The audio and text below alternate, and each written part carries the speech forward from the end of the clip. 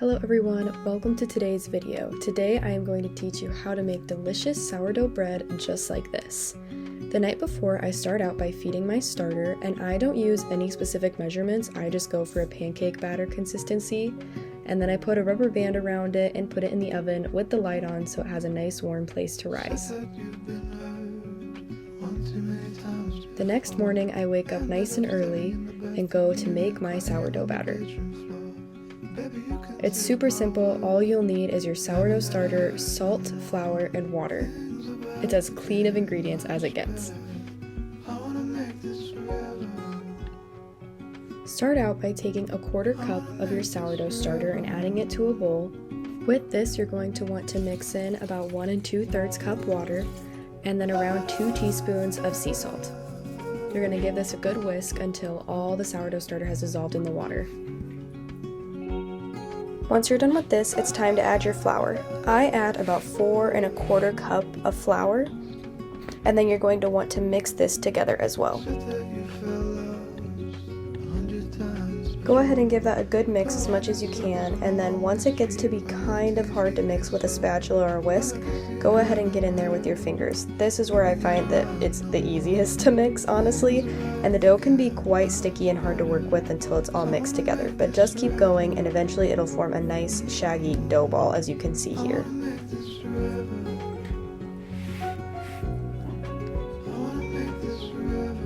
I'm just transferring it into a clean bowl, but you definitely don't need to do this, and then cover it with a wet towel and then put it in the oven for some warmth.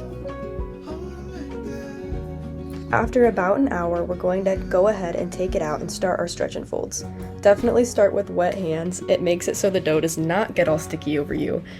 But as you can see here, I'm going to fold it over itself in 4 different directions. The first stretch and fold is definitely the hardest because the dough has not built up a lot of gluten structure yet, but it definitely gets easier as time goes on.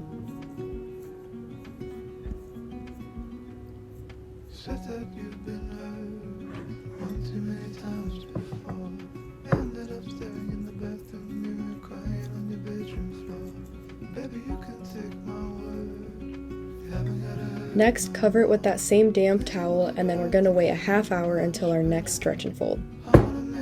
Here, things will start getting a little bit easier, but definitely still start with wet hands, and as you can see, it's a lot stretchier now.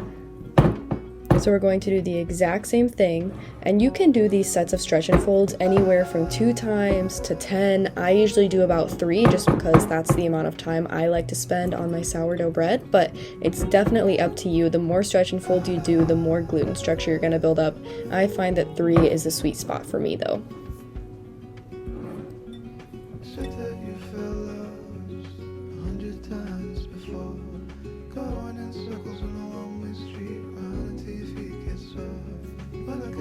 We're going to go ahead and cover it, put it in the oven again, and then we'll take it out after another half hour for our last stretch and fold.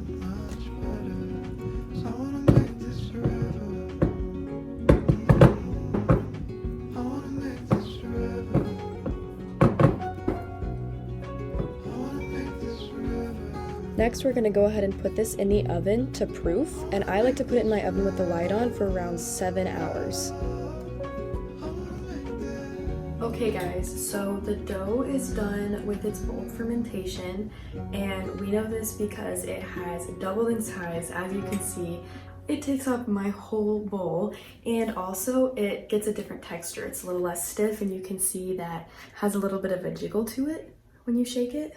One thing that I really like about using glass bowls is you can actually see the bubbles in the glass, and those bubbles develop as it ferments, and so you can kind of get an idea of whether its fermentation is done or not based on the bubbles that you can see through the glass. And then as you get more comfortable with it, it's easier to tell when you can't see it as well. It's currently 4:30, so this has been bulk fermenting for about 7.5 hours, and usually I do anywhere from 6 to 10 depending on how it's fermenting and how it's going. And I would say that this one's done, and maybe it could ferment for another hour, but we're going to use it as is. We're going ahead and get it out of the bowl. Don't be afraid to use your hands. The dough is typically tacky, and if it seems like it's too sticky to touch, then you can go ahead and wet your hands like we did with the stretch and folds. Otherwise, you kind of develop a technique for how you touch it without getting it all stuck to your hands. So you can see it's kind of sticking, but then you can get it up, and then it just takes practice with handling your dough. To shape it, we're going to lay it out in a large rectangle. You want to be gentle when you handle it, but don't be afraid to kind of give it a good pull and a good stretch. But you want to make sure that you're not tearing it though.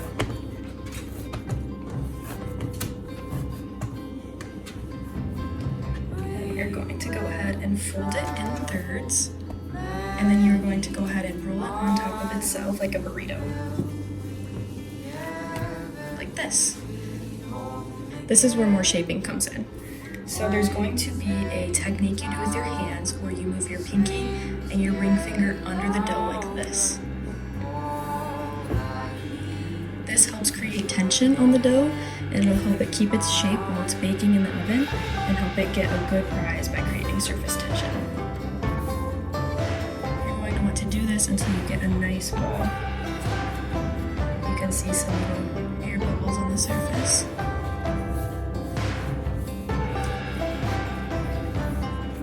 Once you feel like it's nice and round, we're going to take a banneton and sprinkle the inside with some flour. This just prevents the dough from sticking. And I'm going to give this just a couple more. Make sure it is nice and tight. Then I'm going to use a bench scraper to help me pick it up and then drop it down in. I like to make sure it's in the middle because we won't be shaping it again since it's going in the fridge. Then you're going to kind of do what's called stitching, and you're going to stitch it together, and this helps create additional tension. And then for the ends, you're going to want to bring them in, like so. Typically, I would let this sit on the counter for an additional hour before it's time to bake and preheat the oven, but since I'm not going to be home, I'm going to cover it with some plastic wrap and put it in the fridge for tomorrow.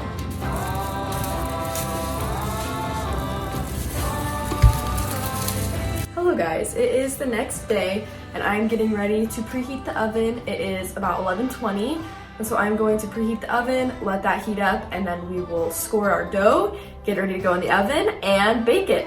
You are going to want to preheat your oven to 450.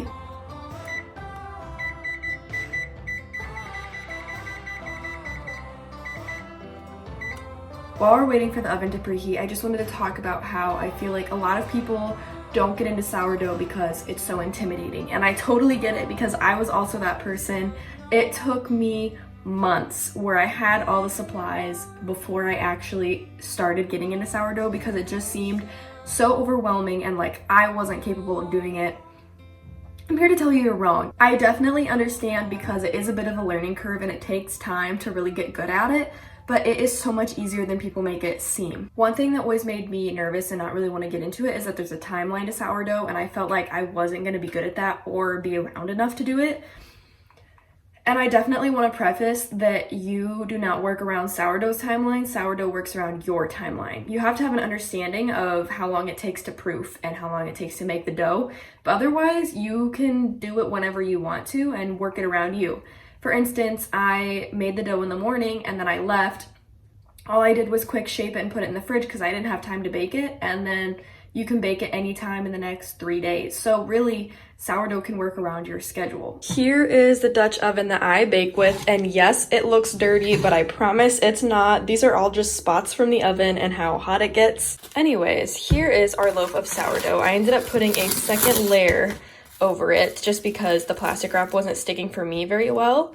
But here it is. It's done a second proof. Okay, so to bake the sourdough, you're either going to want to get a piece of parchment paper or a silicone baking mat. I have these silicone baking mats from Amazon that are specifically for sourdough, and they're round and they fit perfectly in a Dutch oven. I will link these down below. If you don't have those, it's really no big deal. You can just use a piece of parchment paper that'll cover the bottom of your Dutch oven. Just cut a square of it and it works. But we are going to now take our dough and we're going to plop it right down on this mat or parchment paper if that's what you're doing. Okay, so here is my mat, and I am going to take it, set it right here on top of my sourdough, do a little flip, and there it is. It doesn't need to be perfectly centered, I'm not gonna lie. It is perfectly fine if it's not centered.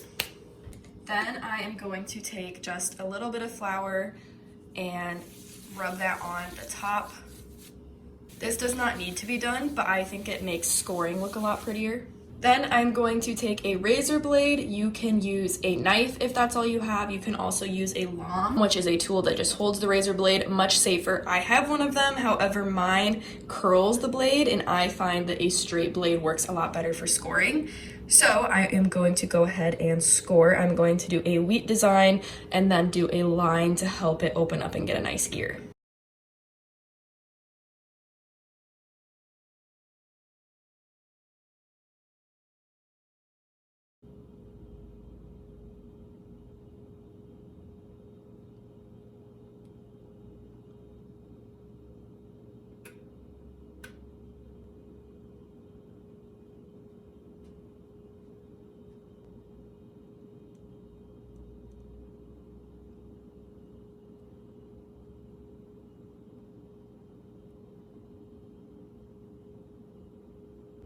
I also added a little one on the side here since I made this pretty much in the middle.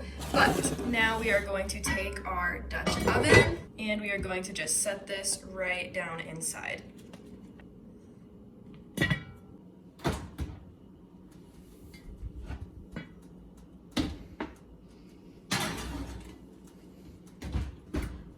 We now have a timer set for half an hour. Once that half-hour mark comes, we are going to go ahead and take the lid off the Dutch oven, and then it's going to bake for another 20 minutes with the lid off.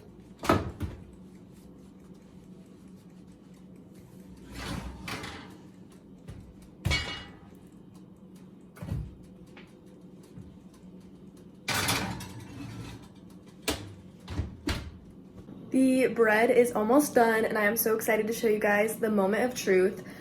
I personally like when it gets kind of golden on the outside and gets more of like a harder crust. And so I put it in for 20 minutes and then I usually check on it, see what the crust looks like, and then depending on what it looks like, it really changes every time. But I either take it out right then at the 20-minute mark, or sometimes I'll leave it in for another minute or two just to get a better crust.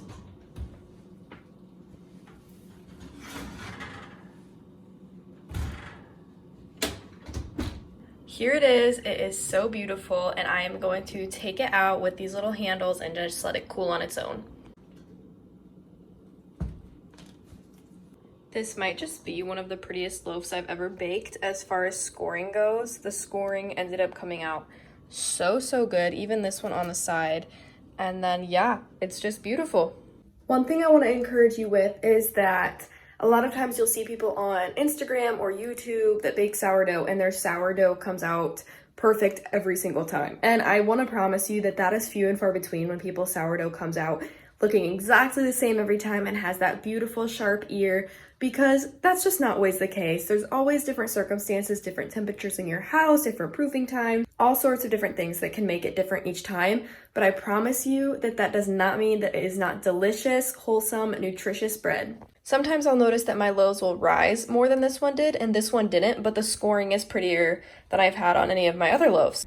Now, I'm sure you're dying to cut into this, as am I. I always have to resist, but I do urge you that you should wait at least an hour before you cut into your sourdough, because even though it's out of the oven, it is still cooking internally, and that is very important to let it finish its job, because otherwise it can be a little bit doughy in the middle because it didn't finish cooking all the way through. So it's important to let it rest at least an hour, if not a few hours, before you cut into it. Okay, so it's been like an hour and a half and I am very excited, and so let's go cut open the bread.